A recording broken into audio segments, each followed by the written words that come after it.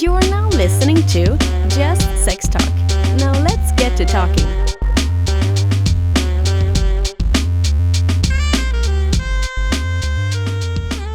It's the most whiskey I've ever shot in my life. Spam flavor. Right, so to me, one of the most things I experience or notice or whatever is like people end up going into like a throuple for a while, or even with the two couples to be exclusive with just Poly. two couples for a while, poly, there's some stuff. But then there's like, so then after a month or so of the fun or maybe 2 months, whatever, then two of them or three of them end up become even more closer and closer, and the feelings are even stronger. Then one maybe feels left out or not wanted as much, or they're not wanting it anymore because of their feelings. So I guess let's just go into, I don't know how we jump into all that, but I mean, I can speak from my own personal let's experience do it. for a minute, and then Dustin can chime in with his clinical experience. It's like my CVS, the insurance is coming in hand right now. Right, yeah. I mean, for me, I'll just speak from a personal experience. So I was the third, right? So like, there was this general idea that I was the plaything. And that just didn't sit well with me, because I'm one of those women. I own my space. But you have the perfect body for a plaything. I mean, maybe. Like, I paid for it, though. So there is that. But I own my own space, right? So it's like I am a whole personality all on my own. And so from my personal perspective, that shit wasn't going to work for me. And I fell head over heels in love with him. So that was also a big no-no in that relationship. So it didn't really work out. But, when we've talked about bringing on a third, which we haven't done actually, but when we've talked about it, I've made it very clear, like, they are a human being. They have fucking feelings. You will treat them with respect. You will have, they will have a say. There's not going to be any of this hierarchical bullshit like what you hear about in certain poly relationships, because I'm just not for that. Mm-hmm. Like, I want somebody who's going to be comfortable and want to be in the relationship. And so for me, it really, that's a big thing for me. I want somebody to, be their authentic self, be comfortable, be chill in the relationship. So, and jive well with us. Now, from a clinical perspective. Well, I think it's interesting. You're on. You're on. Go. That we're all here from the lifestyle, but we're also talking about poly. Like you used to really differentiate the two. Swingers. Like, you had swingers and you had poly people. And now there's just ethical non-monogamy. And it's kind of a mishmash of a bunch of styles of relationships, it seems. So, I think it's interesting even that we're even bringing up the topic of polyamory when I think we're all polyamory is swingers. well integrated and laced into what we call the lifestyle now. It's definitely become that way Christy now. and I, we always say we're swingers. We're old school. We're down for the physical activity, and we love the people we meet. We love our friends. But if we have a physical encounter with them, we're not going to fall in love. We're not going to, if it's great, we're not going to be in love. If it's horrible, we're not going to hate them and never talk to them. They're still going to be our same friends they were before and after. That is just a physical experience that we encountered together. I hope everybody had fun and got what they needed out of it. Nobody did anybody any favors. Nobody did it. But we are swingers. I see, my personal opinion is, and I'm not a licensed therapist, but in the years that I've been around this, never really seen it go well. And typically it ends well for the original couple. The third person comes in, mixes it up. The grass is always greener on the other side. Mm-hmm. If you got a date with your boyfriend and you and your husband get into a bickering match about why he didn't take the trash out on time before, whatever, then you're going to get into the car with your date for your boyfriend, and he's going to notice you're physically, disheveled, and he's like, oh, what's the matter? Oh, I couldn't believe, he did this, and then the ultimate words will come out. Oh, maybe I don't know why he would do that. I wouldn't do you like that. God. Well, then we're painting that grass greener on the side picture, and it starts planting, hey. Seeds. So It's that pillow talk. It's and just so it is. dangerous. And then for me also, once you start doing things separately, doing things individually, it's not about you as a couple anymore. It's about you as an individual. Yeah. And for us, we keep it us as a couple. We're couple first. Everything else, I love y'all, love you all, but y'all can all fuck off before I would let anything bad happen between me and my wife. You know? That's cool. I didn't actually. So me and Anthony have talked about bringing somebody in, and I've told him, I said I don't think I'm secure enough with myself Like I would feel like I would have problems, not because of that, but just because I have insecurities with myself. But the way you said that is, it is because you start separating yourself from your partner. So Also having to deal with a third person, like, oh God, it's just their emotional stuff. It's like Yeah. we've talked about it, and I just look at them like I don't fucking want to. yeah. Like at times I'm like I don't fucking want to. It's emotional as hell. I've seen it happen Yeah. at the club. There's this one couple that used to come, and she had a boyfriend, and they would come to the club, and he would kind of do his thing while his wife spent time with her boyfriend here. But every time they're here, she would end up crying. They would get in a fight, and they would cry, and I'd be like, "There's no way." I was like, even if I would entertain for a minute, that we would try to do some separate stuff like that, it's got to be fun. It's gonna have to be a bonus. As soon as I saw that happening, I would have shut that shit down. I'd been like, listen, I'd have told that dude, you're going to stay the fuck away from my wife. Like, you made her cry one too many times, and it was about one time is all it would take. It's like, if this isn't fun, we're not doing it. Because why? Why put yourself through that stress? I mean, most relationships, as you go through life, don't last. If you think about that, I mean, even They're all going to end at some point. they are, right. With By death. one way or another, they're all going to end. Or something. That's my worst fear. Yeah, Anthony's Right. one. And they're hard. Now you take a third person or 4 people and you try to make a relationship out of that. I mean, the odds of it being successful is astronomical. That's in the the first kind place. of reason why I kind of like the poly thing a little bit, is just because Oh yeah. I know, like, my spouse is gonna. The chances of my spouse dying on me are pretty good, 50-50, right? So therefore, I'm gonna be lost. I'm gonna be hurt. But if I had someone else in the mix, it would help me your emotionally. safety net. We can go back and forth. But no, I just don't want someone. But I want this person to respect my wife as well and be just as sad. Yeah.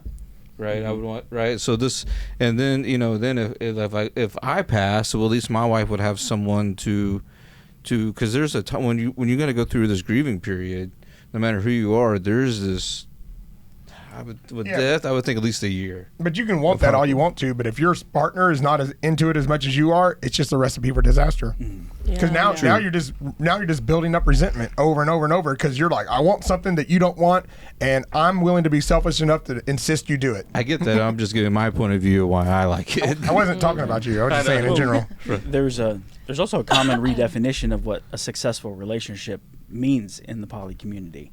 Whereas, often we look at a successful relationship as one that is long term, that's how we define success. But they may define it as, when it runs its course, I end that relationship, but that was still a successful relationship. So they may see it as, I've had 5 successful relationships, because while it was there, it was enriching to my life. And then when it was done, I moved on to the next one. So they don't necessarily see, just because it ended, it was unsuccessful or a failure. So they might see it as, I had multiple successful relationships. No, that makes sense. That makes sense. Yeah, I like but that. everybody sees things differently. Even in a monogamous world, non-lifestyle, there's certain people that date for the fun of dating. And there's other people that date as an audition for marriage. Me personally, I would date. If I was dating you, I thought you were potential to be a spouse. Right. The moment I said, well, this is not a spouse material, we were done dating. Because why am I wasting my time? Because I wanted a spouse. I wanted a partner that was going to be my person, which brings me to like the single women in the lifestyle, the unicorns. I feel the worst for them because everybody wants the unicorn around. They're a fun time. They're welcome anywhere, and they have fun. But at the end of the day, they go home by themselves. They're lonely. Everyone I talk to hates it. I'll bring it up to them. They're like, oh yeah, That's like, interesting. No, not many people bring that up to them, and they're like, that's it. It's very overrated to them. Yeah. So I have an opposite of that. I actually feel the worst. I feel bad for the men. The single men. Yeah. Because if you think about it, like they are the most ostracized in the lifestyle community as any other demographic, right? The single women are welcome anywhere. They can walk into anywhere. They can get free drinks. They get free food. They get free trips. They get free, literally everything. What about the gay men? Gay men in the lifestyle? Well, they get free, like if they go to the bars. They do in a sense, but I still feel like they're treated on a certain level. Well, I guess like bi men be like, hey. Yeah, hey. but I really do. Like, when if you're a bi man, your wife's like, buy him a drink, hun. yeah, But hold on. But But if you think about it, hang on, give me No, go. like if you think about it, like single men in the lifestyle, you know, there is a place for them, right, as the bull or, you know, hot wife scenario or whatever, but they're still treated the worst. Like they get charged the most. They, you know, they're not welcome as much. They have to go home alone. A lot of times they get no play whatsoever, you know. However, you're comparing what they physically get, and I'm talking about what people emotionally get. So Okay, cool. so a single male in the lifestyle, the connections they make are typically a better emotional and more emotionally nourishing relationship than the relationships that the single unicorn girl gets. Because, like, to your point, what you said about yourself a while ago, they're seen as the plaything. They are. Yeah. Where sometimes the men can be seen as a plaything, but they're first going to be seen as a okay person most of the time before they're True. invited to be True. a plaything. So their relationship status is usually more, at least on a good friend level, before they're brought in to be part of that play group. Fair. Of my personal experience and observations. What do you think? Damn, this is a good I don't have much podcast. experience with single guys in the lifestyle. You know, you're just like, back the hell up. As far as anybody else knows, he has no back up. experience with We'll single play guys. guys. You know, I think that brings me to the whole kind of bi man, because it's almost expected that women are bi in the Yeah, that's lifestyle, true. right? But it seems like they're slowly becoming more comfortable with men being bi in the I lifestyle. prefer a bi guy. And we've We're heard just all about the genitals. We don't give a fuck. I love that. we've heard give from it- so give me- many men, like when their wife goes and uses the bathroom, he's like, "Hey, you know, it's okay if you touch my dick." They'll like Yeah. just be on the down low, and they won't even want to tell their wife that they're open to it. So I'm very non-judgy. And over the last few years, I've been approached by so many bi guys. Cause you look like a bear. I mean, whatever. Oh yeah, they love the bear. Did you see the picture I posted? Your Probably. I don't know. Your fairy There's teddy so many teddy memes bear. about me. But I've been approached many times over the last couple of years, particularly, and just by men. They're like, hey, you know, I'm like, hey, especially when you see me in my rave outfit. I wear a tutu. I look like a space rodeo clown, you know? Yeah. And I'm like one time we were at a rave party and this guy comes up and there's a guy we've seen at other house parties and stuff. I don't know why gay guys would approach me. Oh Jesus fuck. What is that? What is that? You're fairy. Oh, yeah. Oh. That was when we did, we were Tinkerbell and Peter Pan, and Christy was Peter Pan, and I was Tinkerbell. We like that. But anyway, but here comes this guy, and we're in the play area, just me and Christy playing, you know, because we weren't vibing with a lot of people up there, and we were just playing. And he makes a beeline to the bed we were in, plops down in the bed between us, and I thought he was going to be like, Did he open hey, his can I, butthole? can He's I like, hey. you know, play with Christy? Because we get a lot of guys that just ask me if they can play with Christy. I'm like, she's her own person. You're going to ask her, but it's probably not going to go well for you. And then in the because- background, they're asking her, and you're like, But he looked me dead in the eye and he's like, hey, man. I was like, here it comes. And he's like, are you bi? I was like, oh, shit, no, wait.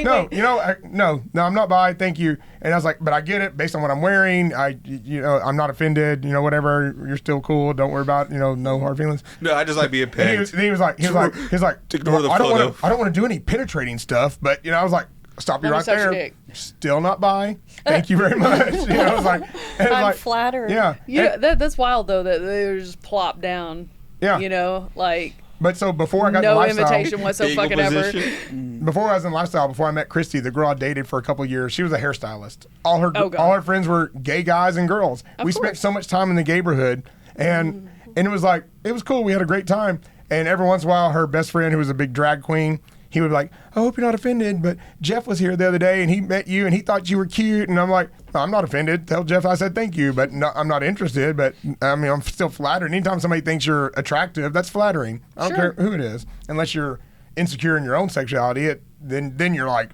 oh, don't say I'm attractive because I might take you up on that, But I think it's flattering. But I feel like I give out this vibe of like I'm accepting to whoever you are. So I'm kind of getting used to it, but I kind of feel bad. It's the I pictures. mean, I think you're totally gay, Chris. Like, you're just on the DL. Did you think so? Oh, Yeah, 100%. yeah. You go off that you're gay right. vibe. I'll let you know if you end up being right. But Okay. I mean, whatever. I mean, I find Let Anthony give you a personally birthday find it DJ. attractive to watch a guy suck dick. That's just me. Like, I don't think I've ever. I don't think I've ever. He's like, seen come it. up with Did she get wet from I never it? did this Oh, with a. 100%. I never did this with a Oh, black she one. gets wet. Oh, my God. Fucking Yeah. like, She'll sit there and just vibrate and come all over the place. She's like, yes, Dustin, get it, Dustin. Oh yeah. I mean, I don't say his name like that, but it just fucking Get it, D. You double D. Get it, double D. Yeah, Yep. One of my favorite bits I do to new couples that come in the club, and they'll, we meet a lot of new people, and I'll be like, I thought you were new, but I'm pretty sure I seen you before talking to the guy. Oh, shit. And I was like, I almost didn't recognize you without all those black cocks in your face. That's awesome. And at least 50% of the time, the woman looks at the guy like, is this motherfucker serious?